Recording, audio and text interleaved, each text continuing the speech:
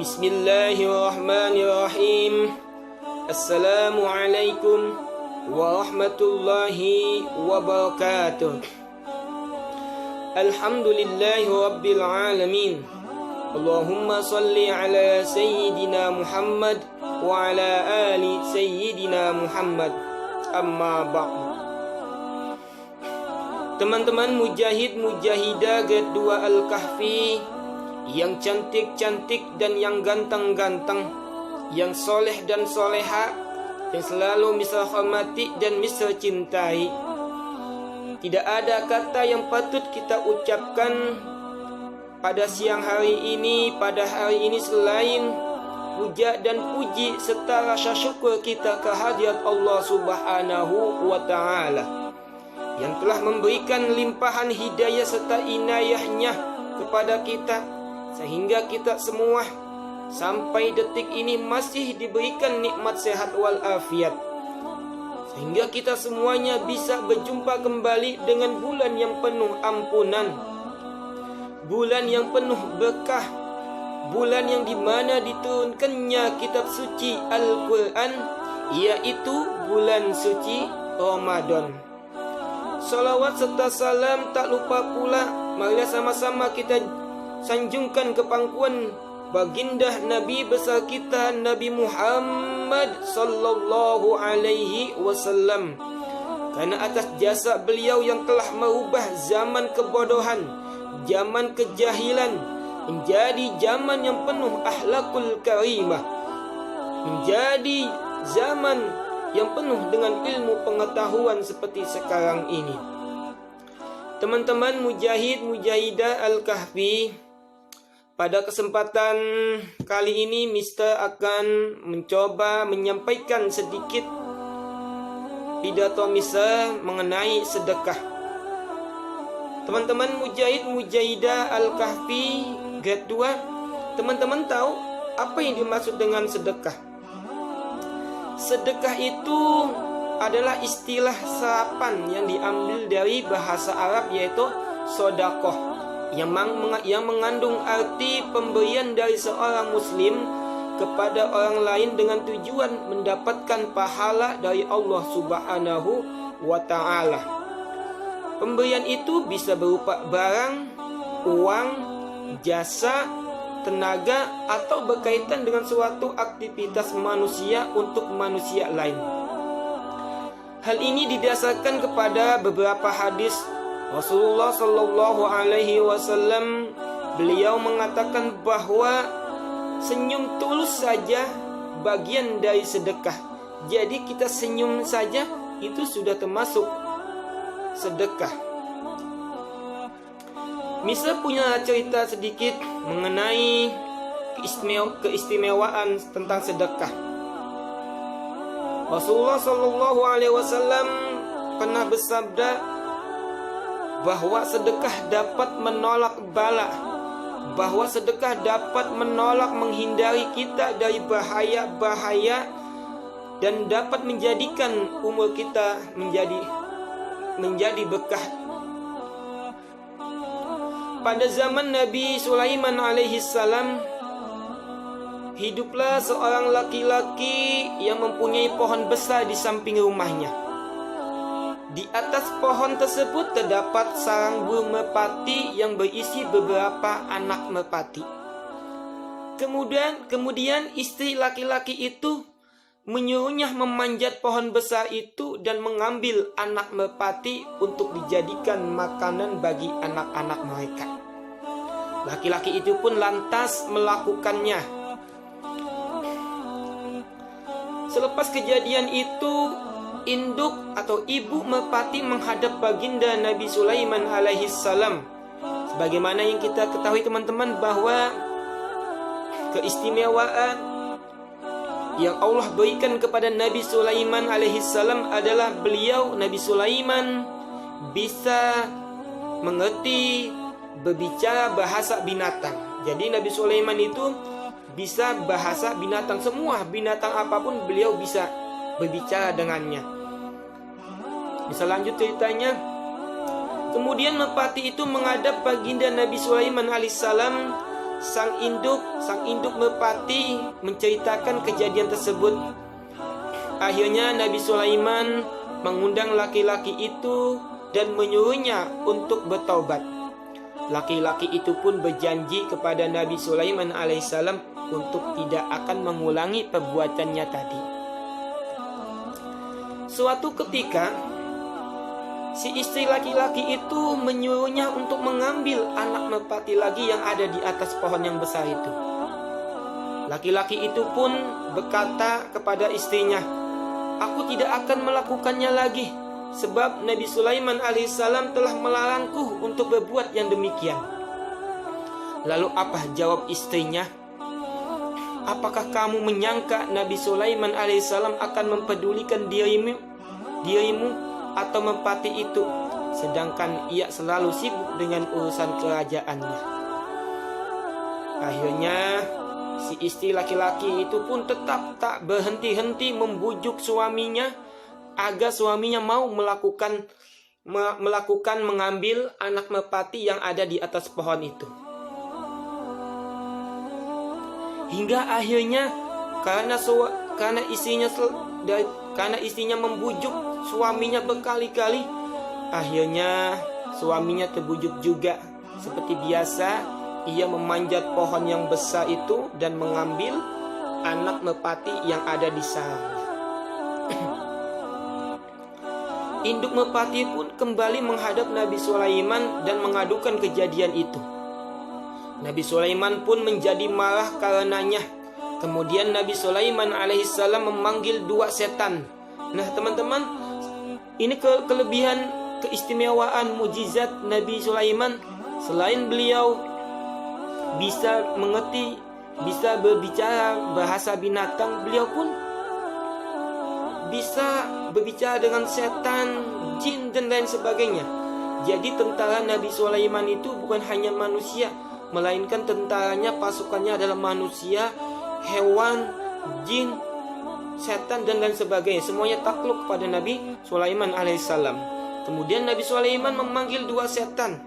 Yang satu berasal dari ujung timur dan yang satunya lagi berasal dari ujung barat. Akhirnya Nabi Sulaiman alaihissalam berkata kepada 2 setan itu, apa kata Nabi Sulaiman alaihissalam? "Hei setan, jagalah pohon besar itu, dan ketika nanti laki-laki itu mengulangi perbuatannya lagi mengambil anak merpati itu, tangkap kakinya, ambil kedua kakinya dan jatuhkan ia dari pohon itu." Kedua setan itu pun bergegas pergi dan menjaga pohon yang besar itu. Ketika merpati sudah beranak lagi, laki-laki itu segera memanjat dan meletakkan kedua kakinya pada pohon itu. Tiba-tiba datanglah seorang pengemis mengetuk-ngetuk pintu rumahnya. Lalu ia menyuruh istrinya untuk memberikan sesuatu pada istrinya, kepada pengemis itu. Jadi ketika seorang laki-laki itu sedang memanjat pohon untuk mengambil anak merpati yang ada di sarangnya itu, tiba-tiba dia mendengar di bawah, di depan pintu rumahnya ada yang mengetuk-ngetuk. Ternyata itu teman-teman adalah seorang pengemis yang meminta-minta untuk dibagi makanan, untuk diberikan makanan oleh laki-laki itu. Akhirnya laki-laki yang di atas pohon itu dia memanggil istrinya untuk memberikan segenggam gandum atau makanan kepada pengemis itu. Lalu istrinya menjawab, "Aku tidak punya apa-apa." Laki-laki itu turun dari pohon dan mengambil segenggam makanan. Lalu ia memberikannya kepada si pengemis itu. Setelah itu ia kembali memanjat pohon dan mengambil anak merpati. Setelah itu merpati kembali menghadap Nabi Sulaiman dan mengadukan kejadian tersebut kepadanya. Nabi Sulaiman bertambah marah, kemudian ia memanggil kedua setan yang diberi tugas menjaga pohon itu. Padahal tadi setan itu diberi tugas oleh Nabi Sulaiman alaihissalam untuk menjaga pohon itu. Dan apabila nanti laki-laki itu naik pohon dan mengambil anak merpati itu, Nabi Sulaiman memerintahkan untuk ambil kedua kaki laki-laki itu dan tarik sampai dia jatuh. Lalu Nabi Sulaiman berkata kepada kedua setan itu, "Kalian berdua telah mengkhianatiku," kata Nabi Sulaiman alaihissalam. Dua setan itu pun menjawab, "Kami sama sekali tidak mengkhianati kamu, wahai Nabi Sulaiman. Kami terus menjaga pohon itu. Hanya saja ketika laki-laki itu memanjat pohon, datanglah seorang pengemis mengetuk pintu rumahnya. Lalu ia memberikan segenggam gandum untuk pengemis itu. Saat ia kembali memanjat pohon, kami sudah bergegas untuk meraihnya. Namun tiba-tiba Allah Subhanahu wa ta'ala mengutus dua malaikat. Salah satu dari mereka meraih leherku dan melemparku sampai di tempat terbitnya matahari. Sedang yang satunya lagi meraih leher sahabatku dan melempar sampai di tempat terbenamnya matahari." Demikianlah teman-teman Mujahid-Mujahidah Al-Kahfi Grade 2, sebuah cerita dari kitab Tankihul Qaulil. Bisa menceritakan cerita ini dari sebuah kitab Tankihul Qaulil Hasid karya Syekh Nawawi Al-Bantani. Jadi teman-teman, betapa sedekah dapat menjadi sebab kita dihindarkannya seseorang dari mara bahaya, sementara yang disedekahkan adalah barang halal. Namun jika yang disedekahkan adalah barang yang haram, pasti akan berbuah celaka. Rasulullah SAW bersabda yang diriwayatkan oleh Anas bin Malik, "Sungguh di dalam neraka terdapat rumah yang disebut Baitul Huzni, rumah kesusahan. Allah menyediakannya untuk orang yang bersedekah dari barang yang haram." Jadi teman-teman, dari kisah tadi ini begitu istimewanya sedekah. Jadi ketika kalau kita teman-teman sering bersedekah 2.000, 5.000, 10.000, berapapun uang yang teman-teman sedekahkan, insya Allah itu akan menjadi perantara kita. Allah menjauhkan teman-teman dari bahaya penyakit, dari bahaya apapun, insya Allah. Jadi teman-teman, biasakanlah dari sejak dini untuk memperbanyak sedekah. Mudah-mudahan teman-teman semuanya bisa doakan, semoga teman-teman bisa menjadi orang-orang kaya yang dermawan. Bisa ingin menyanyikan sebuah lagu teman-teman pasti pernah mendengar ya, lagu Wali Band. Ya, bisa nyanyiin.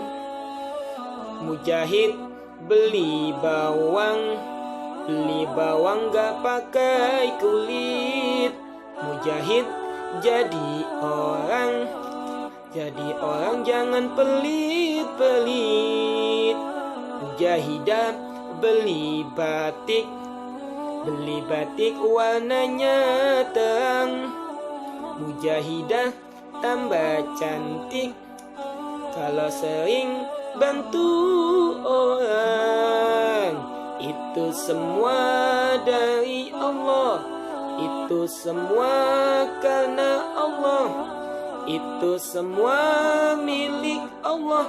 Barakallah. Banyak harta ngapain kalau nggak berkah pikirin. Oh, punya harta nggak mungkin dibawa mati. Hidup indah bila mencari berkah. Punya rezeki bagiin, bantu yang susah tolongin. Oh, jadi miskin gak mungkin, Allah yang jamin. Hidup indah bila mencari berkah.